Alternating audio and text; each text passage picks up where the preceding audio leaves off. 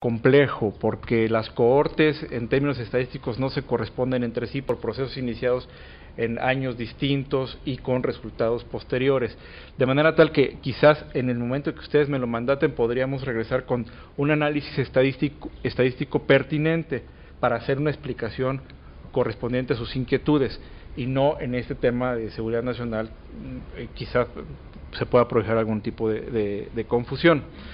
Pero lo que sí es una verdad evidente es de que las fuerzas de seguridad en el despliegue de las fuerzas civiles, señora diputada, lo comentábamos al principio, han sido insuficientes, y en algunos lugares es evidente esta insuficiencia, debilidad o lo que es peor, la infiltración de la delincuencia en algunas policías municipales o incluso estatales. Yo quiero compartir con ustedes una muy buena noticia que tiene que ver precisamente con lo que usted comenta de las 40,000 decesos que ha habido por rivalidad delincuencial. La semana pasada tuvo lugar la reunión nacional de procuradores del país, la Conferencia Nacional de Procuración de Justicia, y en esa reunión todos los procuradores, encabezados o liderados por la presidencia de la Procuradora General de la República, firmaron un documento que implica un protocolo de intercambio de información sobre estos fallecimientos de rivalidad delincuencial, para que se pueda establecer una base de datos única y a manera de, si me permiten ustedes la expresión, de libro blanco, se pueda documentar todos y cada uno de estos fallecimientos tan lamentables, para que no quede esto como una deuda histórica, para que esto se resuelva con los responsables que tienen que resolverlo, que son los ministerios públicos, las procuradurías, vis a vis sus obligaciones de investigar todos y cada uno de los decesos. Esto recién se suscribió el viernes pasado, y sin duda la información se irá centralizando, lo cual pues es un ejercicio estadístico que tiene que realizarse para poder conciliar cifras, para poder ir conciliando cada uno de los hechos que nos preocupa, pero sí tomamos nota de estas preocupaciones. Usted lo sabe, diputada Inchaustegui, que fuera de estas comisiones siempre hemos estado muy atentos a sus inquietudes. Gracias. Y los datos estadísticos que se ocupen, cuente usted con ellos. Gracias, subprocurador. Tiene ahora el uso de la palabra para formular alguna pregunta, alguna posición, el diputado Agustín Carlos Castilla Marroquín, del Grupo Parlamentario de Acción Nacional. Gracias, diputado presidente. Subprocurador Lara, bienvenido a esta casa que además conoce usted bien. Voy a hacer una pregunta muy puntual y, desde luego, esperar una respuesta en el mismo sentido. ¿En qué casos y bajo qué condiciones los indicios y evidencias que se recaben en términos de la Ley de Seguridad Nacional serían judicializables en procesos penales? Señor subprocurador, tiene usted la palabra. Gracias, diputado presidente. Pues como lo hemos comentado, en estos documentos que yo me permito también procurar una respuesta a la inquietud formulada por la diputada Inchaustegui a propósito de la pregunta del diputado Castilla, en el sentido del documento.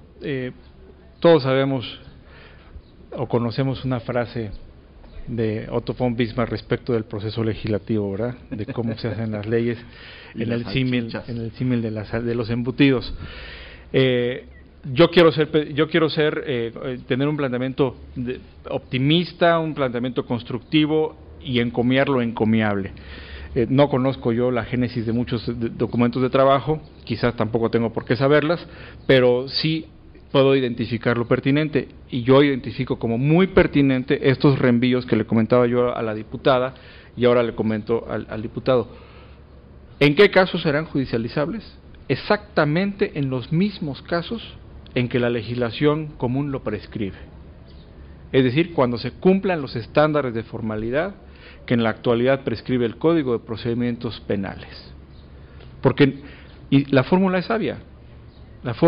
Esta Ley de Seguridad Nacional no adjetiva nada, cuando se encuentra con hipótesis de adjetivación penal, lo reenvía a donde tiene que reenviarlo, que es el Código de Justicia Militar y que es el Código Federal de Procedimientos Penales.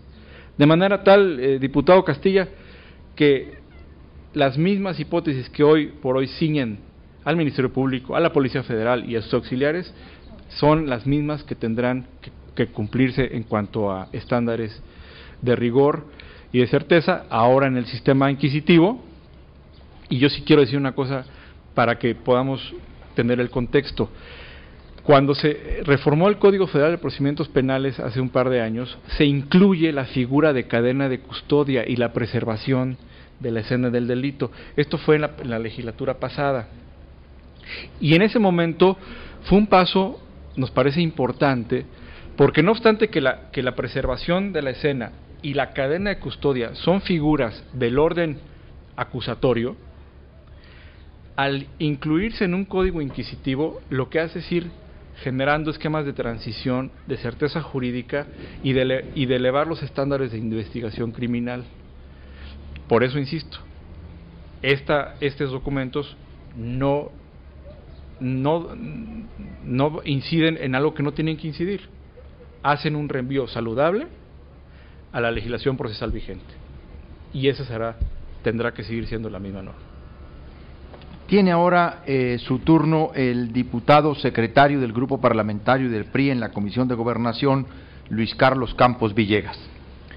Gracias, señor presidente. Licenciado Jorge Alberto Lara Rivera, bienvenido de nueva cuenta a la Cámara de Diputados. Sus conceptos, sus opiniones son muy valiosos para nosotros. Como es de su conocimiento, el Ministerio Público, a través de la historia jurídica de nuestro país, ha ido evolucionando y se ha ido fortaleciendo, profesionalizándose cada día más. Ha enfrentado diversos retos a través de esta historia y hoy mismo vemos cómo en algunas entidades federativas se han cambiado los paradigmas de la figura del Ministerio Público, precisamente incorporándose al sistema de los juicios orales, en general del nuevo sistema de justicia penal. Ante esta realidad que hoy se plantea y la posibilidad de que este conjunto de reformas y adiciones a la Ley de Seguridad Nacional puedan tener en su oportunidad la aprobación y vigencia respectiva, me gustaría conocer su opinión si se considera necesario que la institución del Ministerio Público sufra algunas adecuaciones, modificaciones, fortalecimiento en sus facultades, como en su momento ha sido crear subprocuradurías especializadas, o bien cualquier otra reforma, ya sea desde el punto de vista legislativo o bien desde el punto de vista administrativo, para enfrentar su actuación ante esta nueva realidad que plantearía esta Ley de Seguridad Nacional. Por su respuesta, muchas gracias. Claro que sí, señor diputado, con mucho gusto. Es así como las demás, también una pregunta muy pertinente, quizás de una categoría más general, lo cual nos permite hacer algunas reflexiones también más generales. No es una exageración comentar, señoras y señores diputados, que México en materia de justicia penal está entrando en una nueva época a raíz de la aprobación de la reforma constitucional que de unos días cumplirá 3 años. Y es una reforma que, si bien el constituyente dio un plazo transitorio de 8 años para su implementación, en términos históricos y viendo, por ejemplo, a los países que tienen tradición acusatoria madura, que son 200, 700 años, pues quizás en 8 años apenas empecemos a hacer párvulos todos, ¿eh? Aquí el estado que pueda estar más aventajado, que pueda ser Chiapas o Oaxaca, se confiesan principiantes. O sea, es un proceso que va a tomar algunas generaciones en su consolidación para poder tener el desarrollo de instituciones verdaderamente acusatorias conforme a la lógica de ese sistema al que estamos arribando. Este banderazo de salida de la reforma constitucional ha generado una intensa actividad en todos los órdenes, y nosotros hablaremos del orden normativo. Ya comentamos la Ley General del Sistema Nacional de Seguridad Pública, reformas al Código de Procedimientos Penales, una serie de acuerdos de la Procuraduría, reformas a la ley a las leyes sustantivas y adjetivas en este caso, y reflexiones muy pertinentes que también hacen los procuradores. Nosotros, por ejemplo, el nuevo paradigma en materia de extinción de dominio, etcétera. Esta Ley de Seguridad Nacional sin duda también corre paralela, porque no estamos hablando de un sistema de justicia penal cuando hablamos de Ley de Seguridad Nacional, pero sin duda son instituciones que son el soporte de la soberanía nacional. Entonces correrá paralela y será un referente, como es precisamente estos reenvíos de los que hoy hablamos, la fortaleza o la debilidad del Ministerio Público para poder judicializar algunas de los efectos que genera. Y si nosotros consideramos vis a vis la reforma al sistema de justicia que hay retos descomunales enfrente.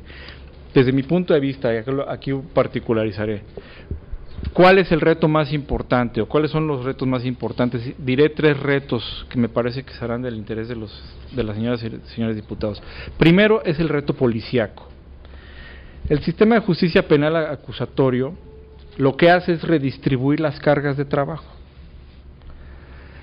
Y si bien el Ministerio Público seguirá siendo el rector de la investigación, quien materialmente la realizará será la policía. Y tendrá que hacerlo con altos estándares de eficacia. Estándares que hoy día están atribuidos al Ministerio Público en cuanto al cumplimiento del principio de legalidad. Pero vamos a sustituir el principio de legalidad por principio de eficacia. Por eso es tan importante la cadena de custodia, por eso las primeras horas después de un delito van a ser tan vitales para su judicialización. Entonces, el reto es policíaco, es tener policías suficientes y bien capacitadas para poder tener funciones de verdaderos detectives con criterios de policía científica.